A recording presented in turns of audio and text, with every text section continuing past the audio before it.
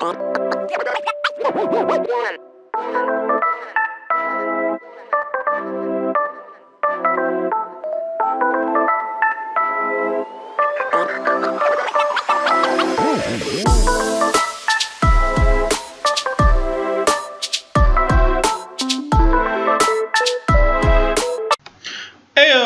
what's up everybody? Welcome to my channel, The Brink Stop, where the money drops off. I'm your host, the friendliest face in the game, the man with the plan, the boy wonder himself, Kid Ka-Ching. So today, we're going to be talking about the market caps. We're going to be talking about the overall sentiment in cryptocurrency. And before we get into it, I would like to say I'm not a financial advisor, so you should do your own research. You should be following up on your own leads. And overall, this is just my opinion. I'm just having a friendly, entertaining discourse with my fellow audience. So with that said, we can get down to it. So we're already at coinmarketcap.com. Now, if we see just the Red Sea, everything's bloody, it's pretty shit right now, if we're going to be honest. It's pretty shit. So, as you see, Bitcoin's down 8%, Ethereum 10%, XRP 15%, like, weesh. Yikes. Bitcoin Cash 13%, EOS 18%. Yee. Ah, wow, yeah. As you see, everything is down. Everything is down. Yeah, there's nothing that is surviving this onslaught right now.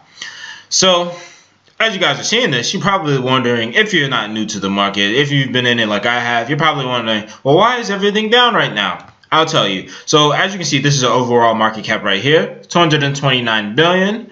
So, I'll click on that. Now, just yesterday, our overall market cap was at 256 billion, I believe. Let's see. Let's go to the date.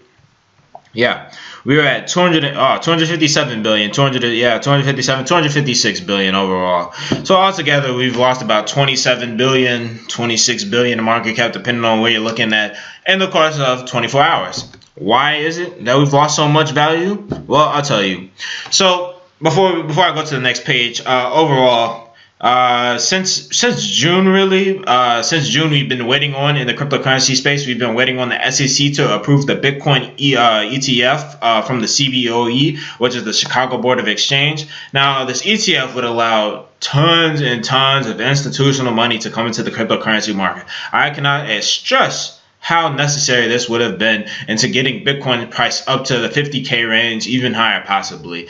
And basically, the overall market cap with institutional investors' money, that could have been maybe $1 trillion, maybe a little bit more. We won't really know. But anyway, there's good news and bad news. So basically, a silver lining to everything. The bad news, we'll start with that first. The bad news is, as we can go and look, scroll up real quick. The bad news: the U.S. SEC postpones their decision regarding the Bitcoin Exchange Traded Fund. So for those of you that don't know, around August 10th, maybe a little bit later, but everybody was pretty much saying on August 10th, the SEC is supposed to approve and or deny the Bitcoin ETF. They're going to say, yes, we accept it. We're going to allow trading of the ETF with the CBOE, or we're going to deny it and just say, hey, we don't give a fuck. That's it. This shit's out. So that's not what happened. So that's the bad news. That is postponed. It's been postponed until September 30th. The good news, on the other hand, though, that once September 30th comes, they'll have to approve or disapprove. Now, they also gave a statement here.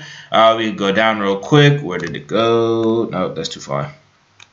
Yep, here we are. So, accordingly, the Commission, pursuant to Section 19B2 of the Act, designates September 30th, 2018 as the date by which the Commission shall either approve or disapprove or institute proceedings to determine whether to disapprove the proposed rule change. So, basically, what this is saying is, like I just said, September 30th, they're basically going to approve or disapprove, or they might do something to postpone it. At this point, I really don't think they'll postpone it. There's been so much good news. And I'm not even talking about just in the cryptocurrency space about the ETF. Old SEC commissioners, even new commissioners within the SEC who are not even invested in Bitcoin, so they have no bias towards it, that are saying that the CBOE ETF has all the things that it needs, all the necessary facets in order for it to get accepted and in order for it to start trading. So you guys can go look at your own news on this. Personally, I believe that once September 30th comes around to approve it, I think they're just going to do a little bit more stringent processing of the ETF. They're going to see if there's any, I guess they're really going to see, look into the technicalities of the ETF. They're going to see if there's anything that might cause investors to really lose money. And overall, they want to know if Bitcoin is just stable. If it's stable enough to the fact where if people put their money in, they won't be able to just manipulate it like crazy and either gain crazy amounts of money or lose crazy amounts of money. So I think that's really what they want to see with this ETF. And unlike the Winklevoss, unlike their ETF where it got denied, it's pretty shoddy, this ETF is pretty much a go. Like I really can't see anything that would stop this. I can't really foresee that any problems would arise from this. I don't know. Maybe if I keep researching, I'll find something. But from everything I've read, all the stuff that I've seen about it or heard about it, this is pretty much a go. It's just a matter of time until they get it accepted. So with that said, is it a good time to invest? This is one of the best times to invest. If you are a new investor into the cryptocurrency market, or even if you're an old investor, let me ask you a question. For you new people in the market, we'll get to you real quick. For the old investors, let me ask you this. Besides if you're investing in shitcoins, I'm not talking about shitcoins. We're not talking about the scams, the pump and dumps. We're not talking about those. So if you're invested in those, good luck. I don't know what to tell you with those. We're not talking about those. We're talking about the actual good projects with good technology that have solid teams, great leaders, all that.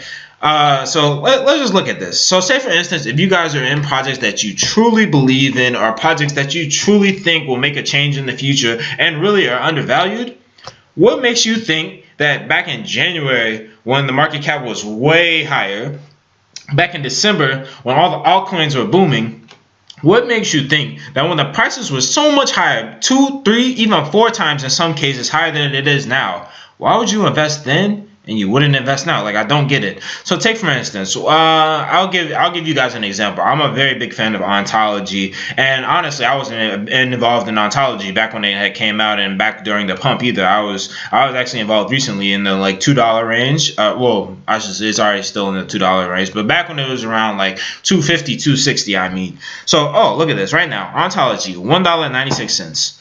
I believe in Ontology. Why would I not dollar cost average? Why would I not continue to pick up more Ontology at this lower price? I still believe in the project. I still believe in Jun Lee. I still believe in everything that Ontology is doing. So why wouldn't I? And I'm not just talking about Ontology. This isn't to go off on a rant for them, but this is for every coin. Like, doesn't matter. Well, okay, like I said, if it's not a shit coin, if it's actually a good project, why would you invest when it's so high and not when it's low? Like, for instance, Bitcoin. Yeah, Bitcoin got up to 19,000. You think next year that it won't even top its high, that it won't be probably 2, 3 times higher than the all-time high of 19, 20,000? So if you would invest at Bitcoin when it's at 19,000, you would forego getting Bitcoin right now when it's $6,500? It just doesn't make any sense. Like, do you want to make money or do you want to make money? I'm here to make you guys money, and you're not talking about money. Like, come on. So, like everything else, like even Ethereum, that could get up to 1,000, and it's like 365. But like so many coins, like this is really a steal. Like I said, I'm not a financial advisor, but if you guys really want to make money in this space, it's not about playing the short game. I can go into trading. I could go on to doing technical analysis and stuff like that for long-term trade, for swing trading and stuff like that. But we're just talking about for people who want to hold their coins, and I hold a lot of coins. People who just want to hold their coins and want to see it come to fruition, to see it boom. Just hold. Just if you believed in the project, keep on buying. There's no reason to get out. There's no reason to have weak hands. And if you have weak hands, let me just reassure you, the FUD is just unwarranted. People are always going to have a FUD about cryptocurrency. They're always going to be talking about, oh, it's fake, it's a scam, it's a bubble. Of course that's going to be around. But that's not what this is about. If you believe in the technology, you believe it's here to stay, then keep on investing. That's the only way that you'll really see your profits return. And we're not even talking about just, oh, 2 times, 3 times. We're talking about getting rich. If you're going to get rich in the space, you're just going to have to hold. Imagine the people who first got into Bitcoin when it was around, not even like the very beginning of Bitcoin. Imagine getting into Bitcoin when it's $2. $3. And imagine how they felt when they sold it at $14, and come 2018, look how high it is. Even at its price right now at $6,000. If you had a lot of Bitcoin when it was $12, you would have been a millionaire. So just think about what can happen if you just hold on to your good projects, guys. Like this is not like complex math. This is not neuroscience. Like this is just simple. They're good projects. This is just, look, the market sentiment, the cryptocurrency market is fairly new. So unlike the stock market, news can alter the prices. People trying to, like whales when they want to get in and they want to get prices really low so they can buy just a whole bunch and then it shoots right back up, they can manipulate the market. Like the cryptocurrency market is so new that the prices and everything fluctuate like crazy. I'm not saying it's like the Wild West, but anything could pretty much happen, and that's pretty much what does happen. Like bad news comes out and everybody was counting on this ETF to come through. Personally, I was not involved in buying a whole bunch of Bitcoin right now because I felt like it might have gotten postponed, but even more so, I felt like it was just ridiculous to exit my alt positions, get into Bitcoin, and just wait for the Bitcoin to shoot up just so I could go back into the alt positions at more expensive prices. Like, that just doesn't make any sense to me. And that's another thing that people do in this market, and you guys need to pay attention to these patterns. Like, if Bitcoin is going to go up, it's not like Bitcoin's going to go up alone. It's going to go up, and then eventually the alts will follow. Like alt season will be right behind it. So don't sell out all of your alt positions, half of it, a third of it, whatever, just so you can get more Bitcoin. Just put in more fiat, get more Bitcoin. It's simple. Like, you guys do not want to be caught just chasing the trends, chasing the waves, and then you wind up missing the boats, and you won't even be making as much profit as you would have if you held your coins or if you held your Bitcoin, whatever. So all that said, guys, look. SEC will get approved in September. I don't know. Like, I cannot say for sure, but personally, my feeling, it will get approved. What will happen to the market then? The Bitcoin price will shoot up, and it'll be off to the races. Look, like I also said, you guys need to be buying your alts right now. I don't care what you think is a bad project, because bad projects is not what we're here for. All the good projects, get into those. Buy them up. Well, like it doesn't, like Cardano, Stellar, Ethereum, IOTA, like whatever you guys need, whatever you want. These prices, these are steals. Like, we were not even supposed to see these prices again, and yet here they are. This is like a blessing in disguise. So that's all I gotta say. So until next time, guys.